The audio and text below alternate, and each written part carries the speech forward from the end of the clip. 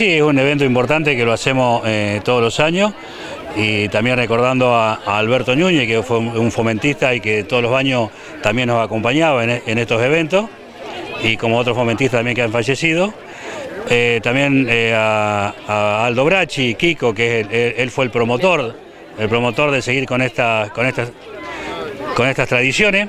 Así que bueno, contento por el marco de gente que ha venido y como todos los años agradecer a toda la gente que ha venido y agradecerte también a ustedes, a Popi, a Relaciones Institucionales que nos acompañan, y en nombre de todos los favoritistas decirle gracias a todos los vecinos que se arriman. Sí, Kiko fue uno de los impulsores de una fecha que se había abandonado y él empezó a seguir con esto. Hoy por unos problemitas de salud no está con nosotros, pero va a seguir estando, por supuesto.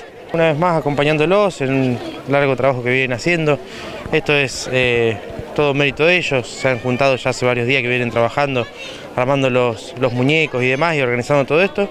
Y nosotros como municipio simplemente acompañarlos y darles una mano en esta ocasión.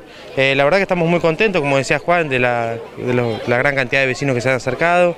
Y bueno, una tradición y un año más que pasa conmemorando San Pablo y San Pedro, así que estamos muy contentos y acompañando a ellos. Destacando la actividad fomentista. Totalmente, siempre, como lo digo siempre, el fomentismo es una actividad que, primero que es casi, digamos, es sin fines de lucro, digamos, porque es toda voluntad.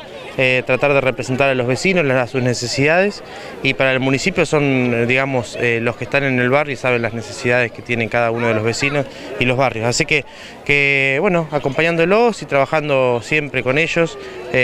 Ahora se viene el Día del Fomentista y ya estamos planificando algunas actividades. Sí, por supuesto, aparte la actividad que hacemos cotidianamente por los vecinos y todos los fomentistas trabajando juntos, así que bueno, esperemos seguir trabajando así, como decía Ezequiel, ya programando para el próximo fin de semana el Día del Fomentista, así que bueno, también nos vamos a encontrar ahí.